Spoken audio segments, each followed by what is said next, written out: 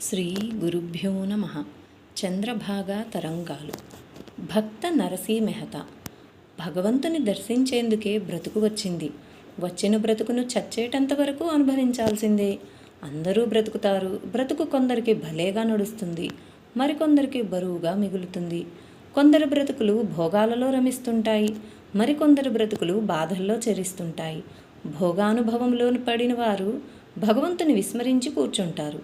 బాధానుభవంలో కదులువారు భగవంతుని స్మరించి తీరుతారు. భోగజీవులందరూ భగవానుని విస్మరించుచున్నారా? అలాగని బాధితులంతా భగవానుని సదా స్మరించుచున్నారా? అది సంస్కారానికి వదలాల్సిన విషయం.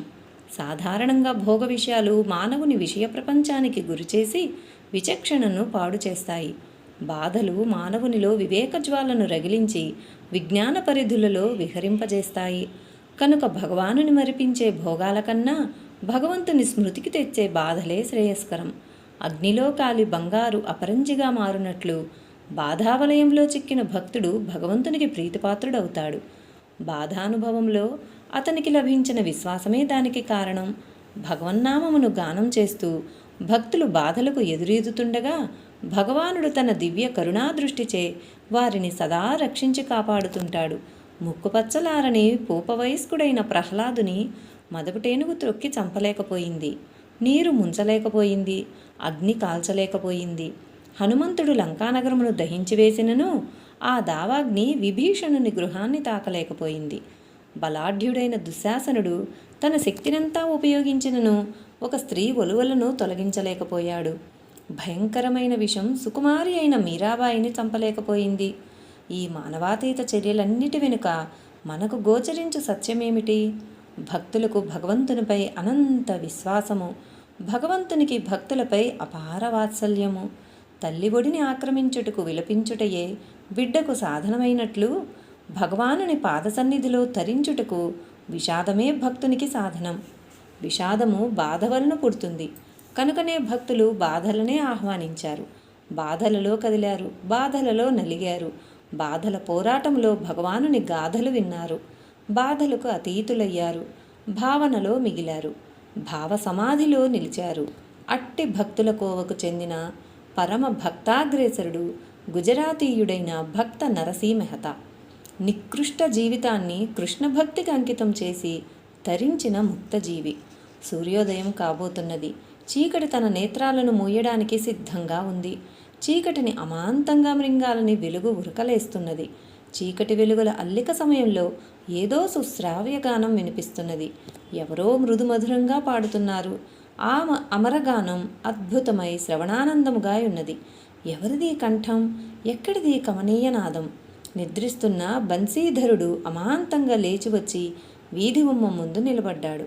చామన ఛాయగల ఒక పొడవాటి మనిషి ఒక చేతిలో తంబూరా, మరొక చేతిలో చిరుతలు ధరించి మెడలో పూలహారం వేసుకుని పారవస్యంలో నేత్రాలు మూతబడియుండా మందిర్ మందిర్ మూరతి తేరీ ఫిరభీన దేఖే సురత తేరీ యుగ బీతేన ఆయి మిలన్కి పూరస మాసీరే అని సుశ్రావ్యంగా కీర్తనను ఆలపిస్తూ కదిలి వస్తున్నాడు. అతని వేషధారణ, అతని కమనీయ సంకీర్తన, అతనిలో గోచరించు నిరాడంబరత బన్సీధరుని అమాంతంగా ఆకర్షించాయి.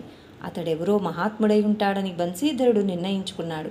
అతని పాదాలకు నమస్కరించినచో సకల పాపములు ప్రక్షాళనమగునని భావించి అతన్ని సమీపించాడు. దగ్గరగా ఆ వ్యక్తిని చూసి నిర్ఘాంతపోయాడు. అంతవరకు అతనిపై ఏర్పడిన గౌరవాభిమానాలు క్షణంలో క్రోధద్వేషాలుగా మారాయి. కొన్ని క్షణాల క్రితం అతనిపై ప్రేమవర్షాన్ని చిందించిన నేత్రాలు ఇప్పుడు క్రోధాగ్నుల్ని చెరుగుతున్నాయి. అతడెవరో కాదు, తన సోదరుడు నరసీ మెహతా. వారం రోజుల క్రితం తన చేతి దెబ్బలు తిని పారిపోయిన నిర్భాగ్యుడు. ఓరి దౌర్భాగ్యుడా, ఏమిటీ వేషం? నీకేమీ పిచ్చి పట్టలేదు కదా? ఈ వారం రోజులు ఎక్కడ సంచరించావు? మహాభాగవతోత్తముడిలా బయలుదేరావు. ఈ వేషాన్ని ఎవరి నుండి గ్రహించావు? నిన్నిలా తయారు చేసిందెవరు అని ప్రశ్నించాడు అన్నగారైన బన్సీధరుడు. శ్రీకృష్ణుడే నన్నిలా తయారు చేశాడు. మురళీ మనోహరుడే నన్నిలా జీవించమని ఆజ్ఞాపించాడు. శ్యామసుందరిని ఆశీర్వాద బలంతోనే నేనింతటి భాగ్యవంతుడనయ్యానని గంభీరంగా పలికాడు నరసి. ఛీ పిరికి పంద! జీవితాన్ని గడపలేని నీలాంటి సోమరిపోతులంతా ఈ వ్యర్థ ప్రసంగాలే చేస్తుంటారు. నీ అప్రస్తుత ప్రసంగాన్ని ఆపు. భార్యాబిడ్డలను పోషించలేక పిచ్చివాగుడు వాగుతున్నావు అని కళ్ళెర్రజేశాడు బన్సీధరుడు. సోదరా బన్సీధర, మానవునికి సంసారం అనున్నది క్రొత్తదా, లేక మానవుడు సంసారానికి పరాయివాడా? ఎన్ని జన్మలలో మానవుడు ఈ సంసార జీవనాన్ని కొనసాగించలేదు? ఆహార నిద్రాభయ సంతానాదులతో నింపబడిన ఈ సంసారమంతా ప్రాశస్త్యమైనదా? ఈ మాత్రపు జీవనాన్ని పశుపక్షాదులు సైతం కొనసాగించునని నీ వెరుగువా? సోమరిపోతు పని చెయ్యకుండా ఉండగలడేమో గాని సదా శ్రీకృష్ణ పద సరోజముల చెంత మనుగడను సాగించవలయునని అభిలషించునా? సోదరా, నేను సోమరిని కాను. శ్రీకృష్ణ ధ్యానచిత్తుడనై అన్యరాగ విశ్వామరణమొందినవాడను అని సెలవిచ్చాడు నరసింహత. నరసి పలుకులు బన్సీధరుని ఆగ్రహావేశాలకు గురిచేశాయి. ఓయి ఉన్మత్తుడా, నీవు చేయి భక్తి వాస్తవమే అయితే, నీవు వెలుగుచ్చు పలుకులు యథార్థమే అయితే ఈ వేషభాషలెందుకు? భక్తి అనున్నది మానసిక పరిణామమే గాని బాహ్య ప్రదర్శనలు గావు. ఈ వేషధారణ ఎందుకు చేసినట్లు?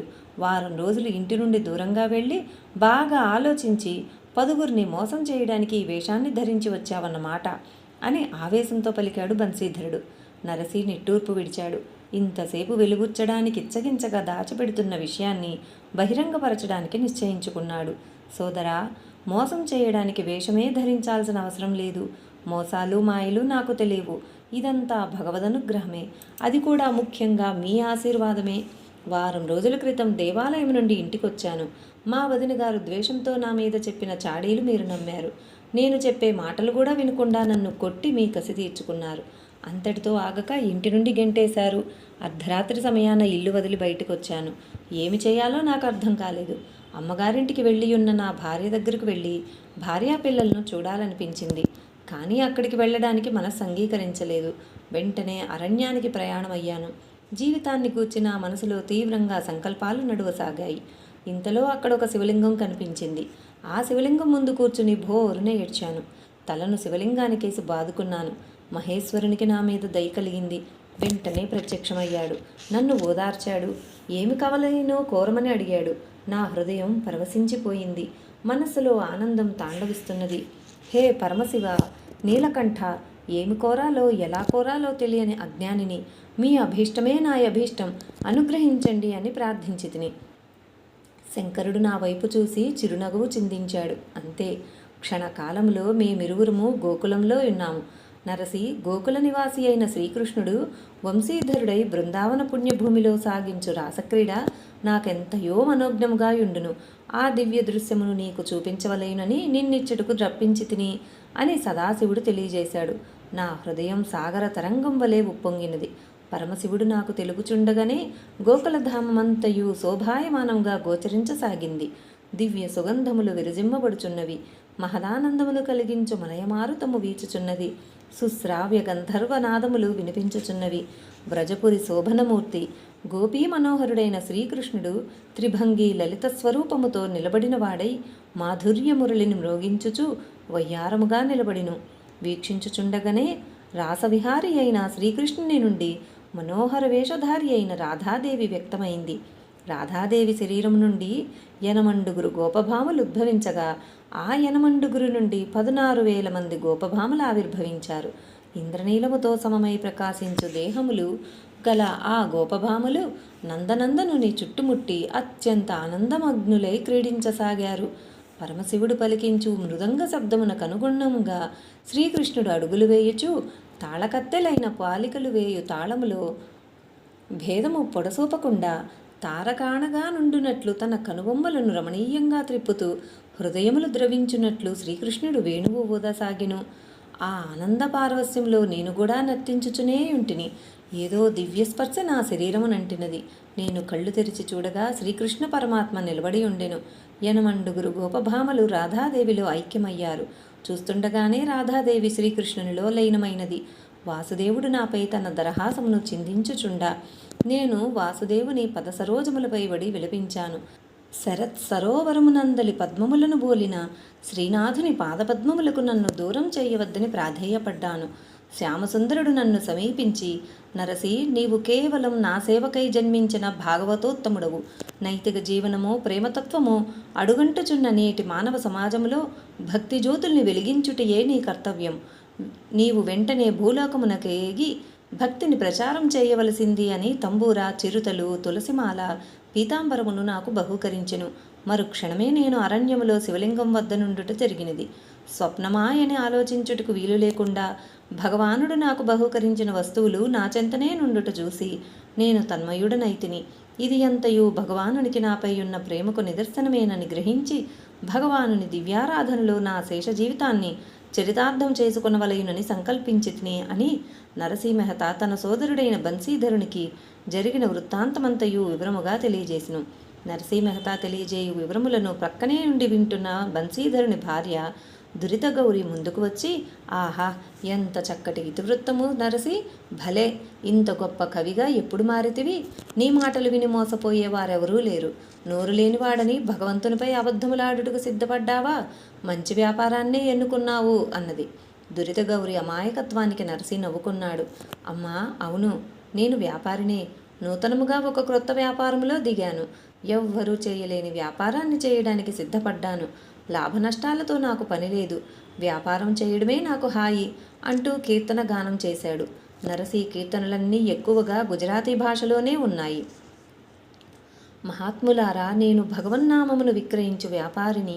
అనేక రకాలైన మానవులు నా వద్దకు వత్తురు. సకల తెగలవారికి, వివిధ తరగతుల ప్రజలకు కూడా నా సరుకు నచ్చుతుంది. నామమే నా సరుకు. క్షామకాలంలో కూడా నా సరుకు క్షేమంగానే లభిస్తుంది. నాకు వ్యాపారం చేయుటలో కష్టము లేదు, నష్టము రాదు. ఈ సరుకుపై రాజు సుంకము విధించడు. చోరుడు ఈ సరుకును అపహరించడు. జమా ఖర్చులు పుస్తకాలలో భగవన్నామమును నింపడమే నరసి చేయు పని. అతని కాలము ఈ విధంగా ఖర్చు చేయబడుతుంది అని పరవశించి గానం చేశాడు నరసి మెహతా. నర్సీ మాటలు బన్సీధరుని కోపమును రెండింతలు చేసినవి. నర్సీని ఇంటిలోనికి ఈడ్చుకొని పోయి ఒక గదిలో బంధించాడు. నీ పిచ్చి కుదిరే వరకు ఇక్కడే పడి ఉండమని ఆజ్ఞాపించాడు. అహంకారమును సమూలంగా నశింపజేసిన నర్సీని ఈనాడు బాధించగలవారెవరు? తాను మానవమానాలకు అతీతుడు. నిందాస్తుతులను లెక్క చేయడు. ప్రపంచదూషణములతో నాకేమి పని? నేను నందకుమారుని దాసుడను. అతడిని తప్ప మరొకరిని సేవించలేను. సోదరా, వెళ్ళి నీ పనిలో నీవు నిమగ్నుడవు కమ్ము. నాకు నా స్వామికి మధ్య నిలువకము అని గానం చేశాడు నరసి. నరసి మెహతా పుట్టుకతో మహానుభావుడు. పద్మము యొక్క సౌందర్యమును దగ్గరనేయున్న మండూకము గ్రహించలేని విధంగా నరసి హృదయ సౌందర్యమును తన ఇంటిలోని వారే గ్రహించలేకపోయారు. గుజరాతీ రాష్ట్రంలో జునాగఢ్ అను పట్టణమున నరసి జన్మించాడు. ఆయన తండ్రి దామోదర్ దాస్, తల్లి లక్ష్మీ గౌరి. బన్సీధరుడు తన జ్యేష్ఠ సోదరుడు. నరసికి 5 సంవత్సరములు నిండకముందే తల్లిదండ్రులు శాశ్వతంగా దూరమయ్యారు. తన అన్నగారైన బన్సీధరుడు మేనత్తగారైన జయకువరీదేవి నరసిని పెంచి పెద్ద చేయసాగారు. నరసి చిన్నతనం నుండి నోరు విప్పి మాట్లాడేవాడు కాదు, విలపించేవాడు కాదు. ఆ బాలుని ప్రవర్తన అందరికీ ఆశ్చర్యమును కలిగించుచుండెను. ఒకనాడు జునాగఢ్లో రథోత్సవం జరుగుచుండినది. జయకువరీదేవి బాలుడైన నర్సిని వెంటబెట్టుకుని రథోత్సవమును తిలకించడానికి వెళ్ళింది. అచ్చట ఒక సాధు మహాత్ముని దర్శించి నరసిని ఆ మహాత్ముని పాదాలపై పడవేసి ఆ బాలుడు చిన్ననాటి నుండి మౌనంగానే ఉన్నాడని తెలియజేసినది. వెంటనే ఆ సాధు పురుషుడు నరసి వంక తదేకంగా చూసి, నాయనా, ఎందుకు మౌనంగా ఉంటున్నావు? రాధేశ్యాం రాధేశ్యాం అని గానం చెయ్యి అన్నారు. నరసి వెంటనే రాధేశ్యాం రాధేశ్యాం రాధేశ్యాం బోల్, జై రాధే కృష్ణ బోల్ అని సుశ్రావ్యంగా గానం చేశాడు. భగవదనుగ్రహం లభించాలే గాని భక్తునికి దుర్లభమంటూ ఉండదు. ఈ సత్యాన్నే పెద్దవాడైన పిమ్మట నరసి చక్కగా కీర్తన రూపంగా గానం చేశాడు. హే శ్యామసుందర, నీ దయయనుడి ద్వారము తెరువబడినచో మూగవాడు పంచమస్వరంలో గానం చేస్తాడు, అంధుడు తిలకిస్తాడు, కుంటివాడు కాశీక్షేత్రానికి నడిచి వెళ్తాడు అని భగవానుని దయాస్వరూపాన్ని వివరిస్తూ నరసి గానం చేశాడు. జయకువరీదేవి సంతోషభరితురాలై నరసిని వెంటబెట్టుకుని ఇల్లు చేరింది. తన వదినగారైన దురిత గౌరి అతి క్రూర స్వభావం గల స్త్రీ. ఆమె వలన నరసి పడరాని బాధలు పడ్డాడు. నరసికి 15 సంవత్సరముల వయసు వచ్చింది. మాణిక గౌరి అను బాలికనిచ్చి నరసికి వివాహం చేశారు. చిన్న వయసులోనే అతనికి 2 పిల్లలు కలిగారు. అమ్మాయి పేరు కువరీబాయి, అబ్బాయి పేరు శ్యామలదాస్. భార్యాపిల్లలను పోషించుటకు నరసి కాపలాదారు ఉద్యోగంలో ప్రవేశించాడు. ఒకనాడు సంకీర్తనలో మైమరచి ధర్మ నిర్వహణయే మర్చిపోయాడు. ఆ సమయానికి శ్రీకృష్ణుడే భక్త సంరక్షణార్థం నరసి మెహతా రూపంలో వెళ్ళి కాపలాదారుగా పనిచేశాడు. అది తెలిసిన తర్వాత నరసి కృంగిపోయాడు, వ్యధ చెందాడు, కన్నీళ్లు కార్చాడు. భగవానునిచే పనులు చేయించుటకు కారణమైన ఉద్యోగమును తాను నిర్వహించలేనని భావించి ఉద్యోగమును విరమించాడు. అప్పటి నుండి నరసీ మెహతా ఏ ఉద్యోగం చేయలేదు. సంకీర్తనయే తన ఉద్యోగం. నరసీ ప్రవర్తన తన వదినగారైన దురితగౌరికి నచ్చేది కాదు. నరసీతో పాటు అతని భార్యాపిల్లలను కూడా హింసించేది. ఈ బాధలు భరించలేక 10 రోజుల పాటు అమ్మగారింట్లో గడిపి వద్దామని మాణిక గౌరి పిల్లలను తీసుకొని వెళ్ళింది. ఆమె వెళ్ళగానే నరసీని మరీ బాధించడానికి యత్నించింది. లేనిపోని చాడీలన్నీ చెప్పి తన భర్తచే నరసీని కొట్టించి ఇంటి నుండి వెడలగొట్టించింది. భగవానుని దివ్య విభూతులు ఎవరికి అర్థమవుతాయి? ఇంటి నుండి వెడలగొట్టబడిన నరసీ మెహతా గోకులధామంలో రాసక్రీడా వైభవం వీక్షించి శివానుగ్రహమునకు పాత్రుడై శ్రీకృష్ణుని కరుణామృతమును పానం చేసి తిరిగి వచ్చాడు. ఇది కూడా బూటకమేనని నిర్ణయించి ఈనాడు అతన్ని గదిలో బంధించాడు. నరసీకి ఎక్కడైతేనేమి అతడి మనసు సంపూర్ణంగా శ్రీకృష్ణ పదసరోజముల చెంత నిలిచిపోయింది. తానున్న చోటే బృందావనం, తన నోటి నుండి వచ్చు ప్రతి మాటయు వేదమే. నరసి ఆ గదిలో కూర్చుని తన్మయత్వంతో కీర్తనలు గానం చేస్తున్నాడు. నరసి అర్ధాంగి అయిన మణిక గౌరి పుట్టింటి నుండి వచ్చింది. భర్త యొక్క స్థితినంతయూ అవగాహన చేసుకుంది. పర్యవసానం ఏమిటాయని ఆలోచించసాగింది. ఇంతలో దురితగౌరి వచ్చి, మీ కుటుంబమునంతయు పోషించుటకు మాకు శక్తి లేదు, మీరిక్కడి నుండి వెళ్ళి అక్కడైనా ప్రత్యేకంగా జీవించండి అని కఠోరంగా పలికింది. నరసి భార్యాపిల్లలతో కలిసి ఇల్లు విడిచి దూరంగా వచ్చాడు. ఆ ఊరిలోనే ఒక చిన్న ఇల్లు అద్దెకు తీసుకున్నారు. నిరంతరం కృష్ణ కథాగానంతో కాలక్షేపం చేయసాగాడు. కుటుంబ భారాన్నంతా భగవానునిపై నుంచి ప్రశాంతంగా జీవించసాగాడు. నరసి భక్తి ప్రపత్తులు భక్తులను అధికంగా ఆకర్షించాయి. భక్తులు నరసీ మెహతాను దర్శించి ఆయన గానం చేయు సంకీర్తనను ఆలకించి కానుకలు అందజేసేవారు. అది ఏ భగవత్ప్రసాదంగా భావించి నరసి జీవిస్తుండేవాడు. నరసీ మెహతా తన కుమార్తె అయిన కువరీబాయికి బాల్యమునందే వివాహం చేసెను. ఆమె సంబంధుల ఇంటిలోనే ఉన్నది. కువరీబాయి రజస్వలైనట్లు వార్త వచ్చినది.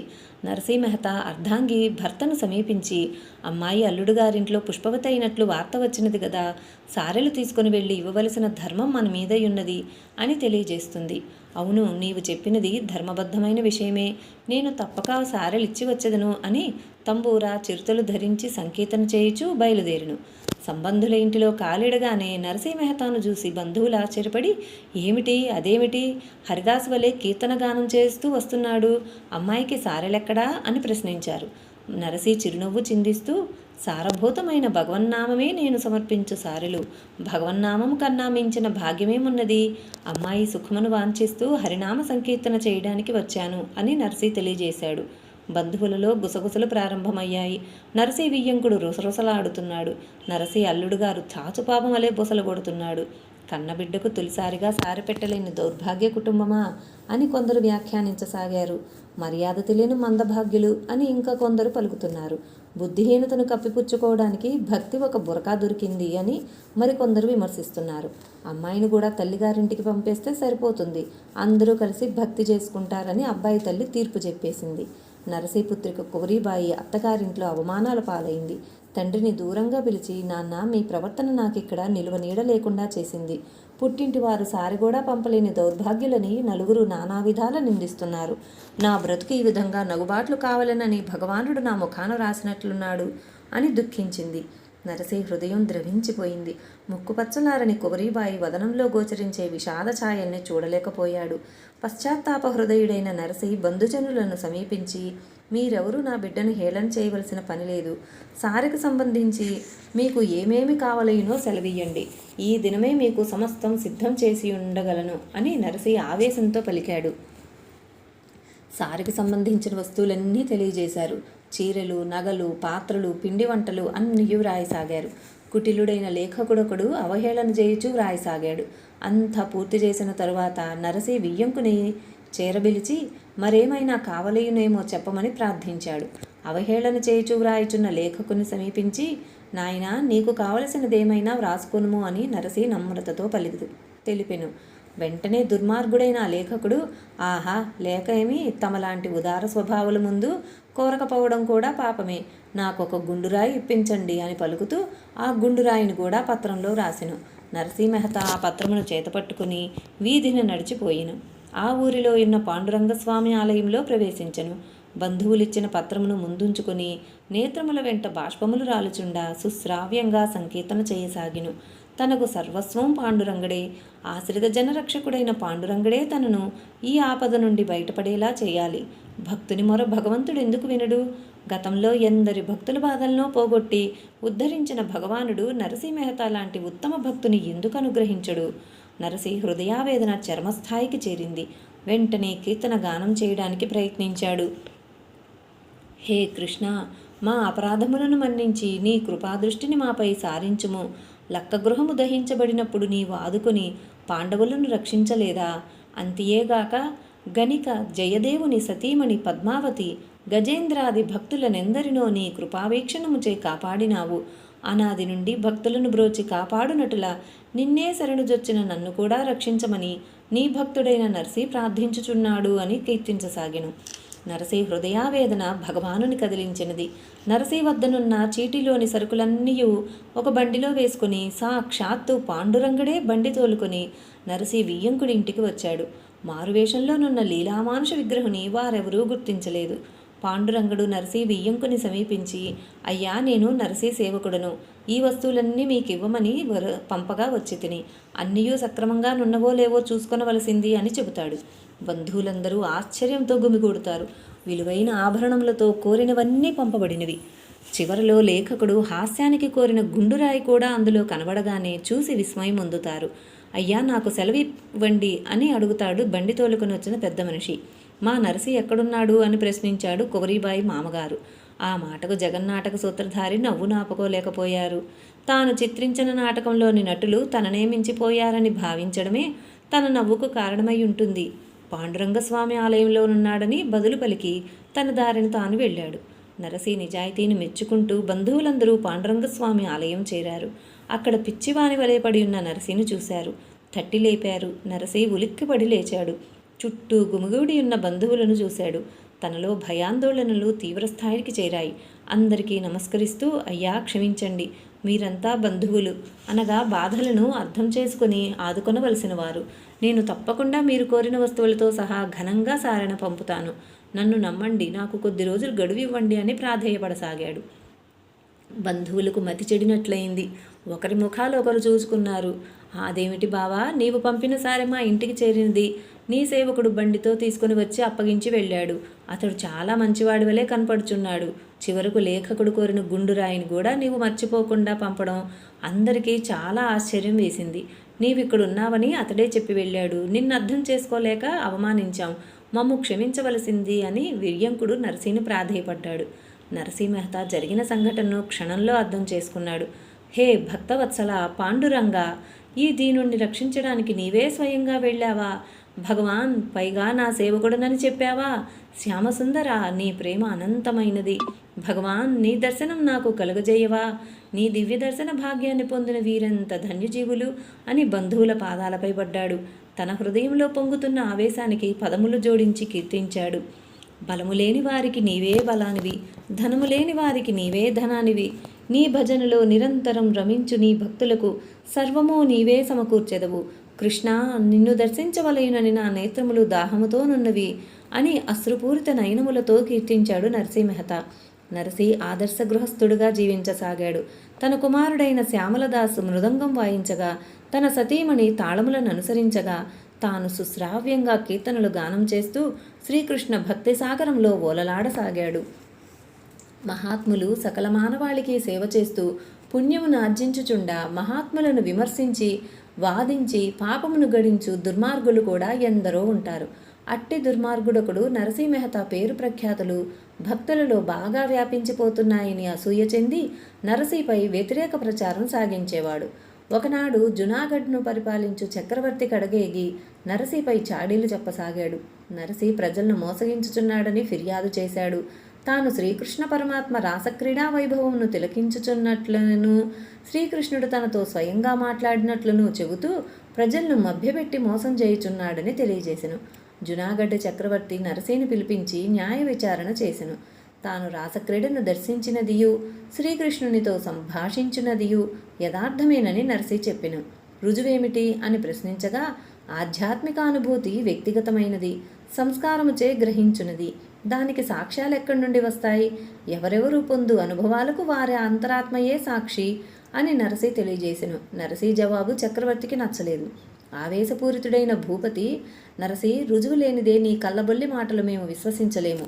ఇప్పుడు ఇక్కడే నీవు రుజువు చేయాలి, లేనిచో నీపై చర్య తీసుకొనక తప్పదని తెలియజేయగా నరసి నిశ్చేష్టుడై నిలబడిపోయాడు. ఆహా, అద్భుతం! భక్తజన హృదయాకాశంలో ఒక అనిర్వచనీయ కాంతికిరణం. సకల జనులు వీక్షించుచుండగా దేవాలయ తలుపులు తమంతట తామే ఊడినవి. ఒక పుష్పహారం ఎవరి సహాయమూ లేకనే తనంతట తానే కదలివచ్చి నరసి మెడనలంకరించినది. అందరికీ పూలమాలయే కనపట్టుచుండా నరసి నేత్రాలకు శ్రీకృష్ణ పరమాత్మ దర్శనమిచ్చి తానే స్వయంగా నరసి మెడలో పూలమాల వేసెను. కరుణాపూరితమైన ఆ సంఘటనకు నరసి పరవశించి మూర్ఛితుడయ్యెను. నరసి మెహతా భక్తి పారవస్యమును గాంచి చక్రవర్తితో సహా సభికులందరూ ఆశ్చర్యపడిరి. భగవానుడు నరసిని అనుగ్రహించిన రీతికి అందరూ విస్మయముందిరి. నరసి మెహతా దైవాంశ సంభూతుడని కొనియాడసాగిరి. గుజరాతీ రాష్ట్రంలో బూద్నగర్ అను పట్టణమున మదన మెహతాయను ఐశ్వర్యవంతుడుండేవాడు. ఆయనకు జ్యోతిబాయి అను కుమార్తెయుండెడిది. ఆమెకు వివాహం చేయవలనని సంకల్పించి తగిన వరుని అన్వేషించమని తన కుటుంబ పురోహితుని పంపాడు. ఆ రోజుల్లో వివాహాది విషయములందు పురోహితుల నిర్ణయమే తుది నిర్ణయం. చక్కటి మేధా సంపత్తి, దూరదృష్టి, సమయస్ఫూర్తి, నైతిక శక్తి గలవారు పురోహితులుగా నుండివారని భావం. పురోహితుడు జునాగఢ్ చేరాడు. అచ్చట ప్రముఖ వ్యక్తి అయిన సారంగధర మెహతా అను వ్యక్తిని కలిశాడు. తన రాక వివరాలను ఎరింగించాడు. కానీ సారంగధరునికి నరసి అంటే నచ్చదు. నరసి పేరు ప్రఖ్యాతులు విని ఈర్ష్యపడేవాడు. పురోహితునితో, అయ్యా, మీ మదన మెహతాతో అన్ని విధాలా సరితూగగల ఐశ్వర్యవంతుడు మా పట్టణంలో నరసి మెహతా ఒక్కడేనని తెలియజేసెను. నరసిని ఈ విధంగా అవమానించడానికి ప్రయత్నించాడు. పురోహితుడు నరసిని సమీపించాడు. తన రాక ఉద్దేశాన్ని తెలియజేశాడు. అయ్యా, తమరు ఐశ్వర్యవంతులని విని మా మదన మెహతా కుమార్తెను తమ కుమారునికి ఇవ్వడానికి వచ్చితిమి అని తెలిపాడు. పురోహితుని మాటలను నరసి ఆధ్యాత్మిక ధోరణిలో గ్రహించాడు. అవును, తాను భాగ్యవంతుడే.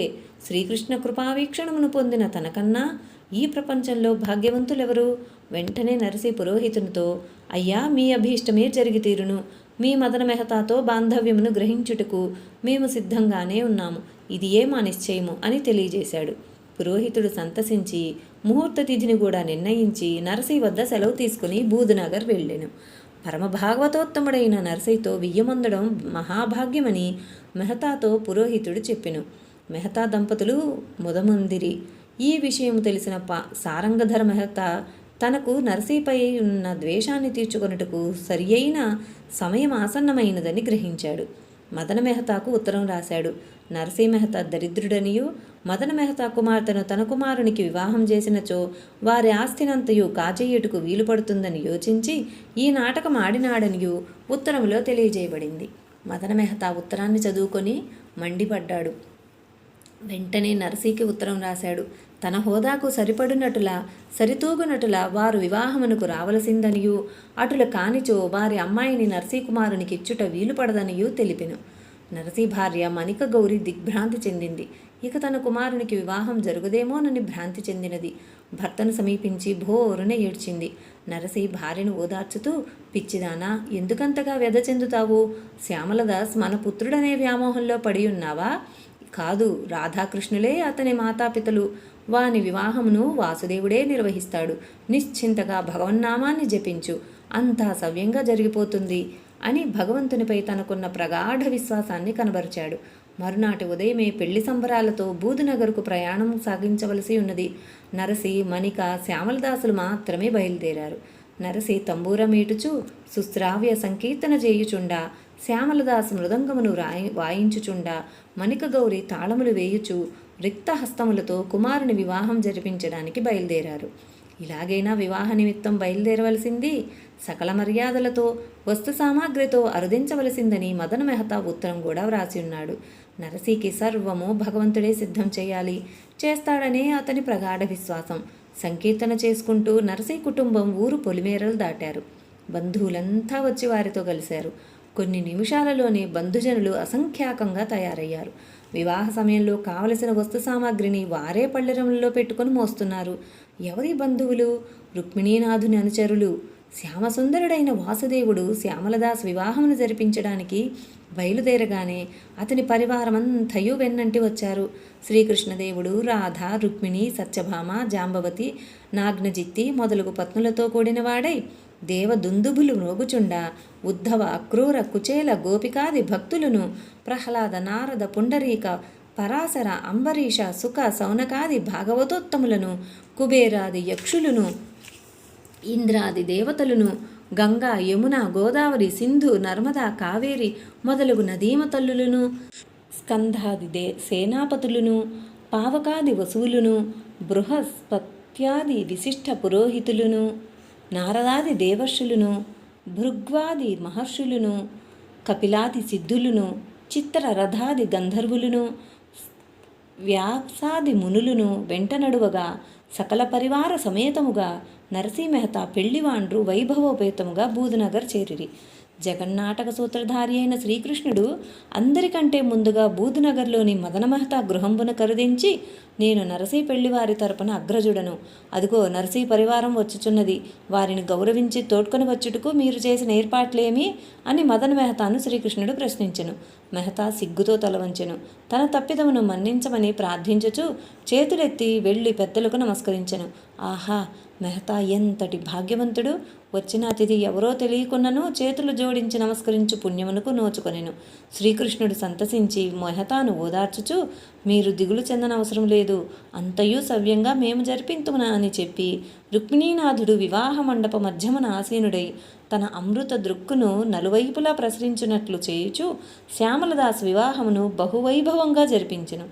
వివాహం పూర్తయ్యి నరసి జునాగఢ్కు వచ్చినంత వరకు శ్రీకృష్ణుడు పరివార సమేతంగా అనుసరించి జునాగఢ్ చేరగానే పరివారంతో అదృశ్యమయ్యెను. భక్తవత్సలుడైన భగవానుని అనంత కృపా విశేషమునకు నరసి నేత్రాల నుండి ఆనందాశ్రువులు కట్టలు తెంచుకొని ప్రవహించినవి. భగవద్భక్తులకు భగవానుడే అండగా నిలిచి ఉండ వారు సాధించలేనిదేముంటుంది? కృష్ణ, నీ దయ అనంతమై భక్తుల దుఃఖమును పోగొట్టున్నది అయి ఉన్నది అని నరసి భగవానుని కృపావైభవమును గూర్చి కీర్తించెను. ఒకనాడు కొందరు భక్తులు బయలుదేరి ద్వారకకు వెళ్ళుచు మార్గమున జునాగఢ్కు అరుదించిరి. వారు ద్వారకకు యాత్ర వెళ్ళుచున్నారనియు తమ వద్ద 600 వరహాల సొమ్ము ఉన్నదనియు ఆ సొమ్ముకు హుండీ ఇచ్చువారెవరైనా ఈ పట్టణంలో గలవరేమో తెలియజేయమని అడిగిరి. అది వినిన కొందరు దుండగులు నరసింహత గొప్ప ధనవంతుడనియు అతనికి ద్వారకలో నర్తనశాల కలదనియు హుండీనిచ్చుటకు అతడే సమర్థుడనియూ తెలిపిరి. భక్తులు నరసింహత గృహంబును చేరి తమ రాక యొక్క వివరములను తెలియజేస్తూ చోరుల భయముచే ధనమును తీసుకుని వెళ్ళలేక హుండీ అడుగుచున్నట్లు తెలిపిరి. నరసి సానుభూతిని కనబరుస్తూ వీరికి ద్వారకావాసుడే దారి చూపగలడని తలంచి హుండీ వ్రాసి ఇచ్చెను. జునాగఢ్ ఆనందనామ సంవత్సరం ఆషాఢశుద్ధ ఏకాదశి. ద్వారకలో నుండి అత్యంత ప్రియతములు ఆత్మీయులు వర్తకశాలాధికారి అయిన శ్రీ సవ్వల్సా గారికి జునాగఢ్ నివాసి మెహతా నమస్కరించి వ్రాయినది.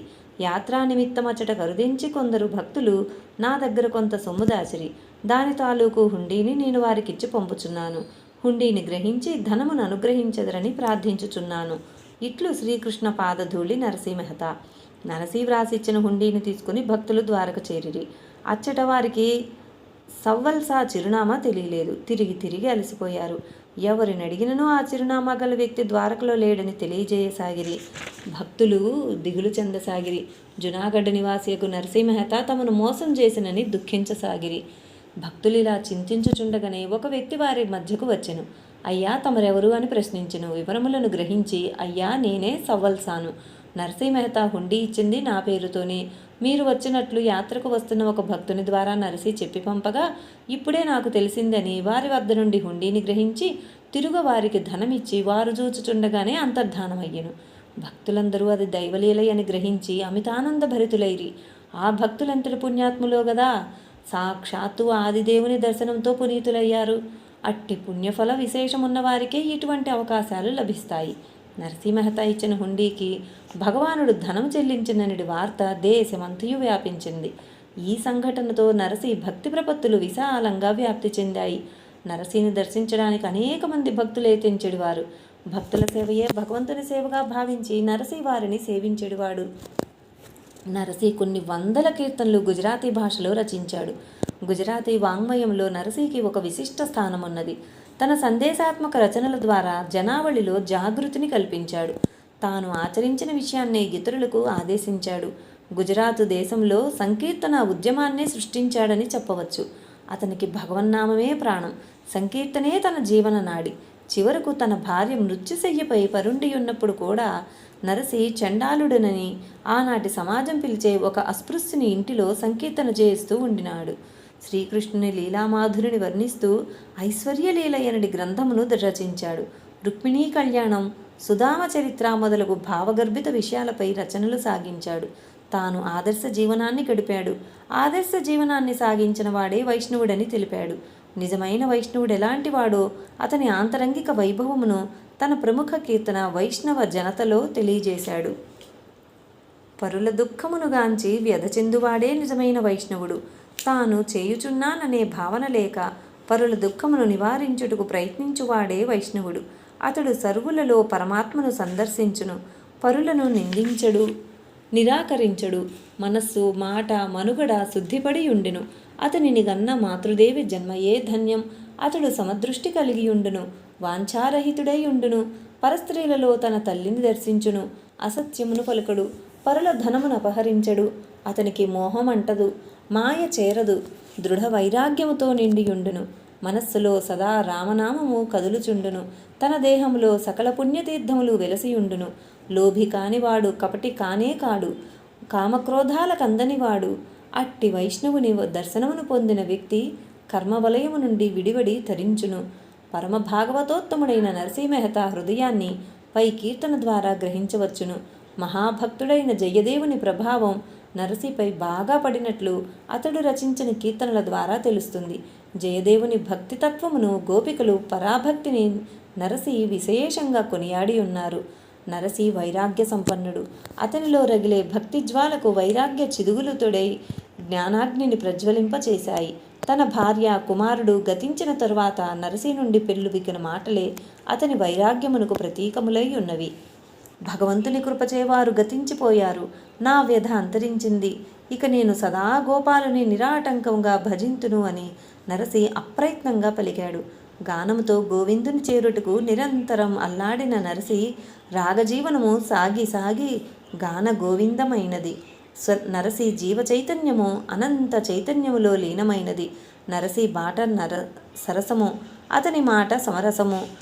సామరస్య జీవనానికి అతని సందేశం ఒక సంజీవము. రాగకొలనులో అతని బ్రతుకొక రాజీవము.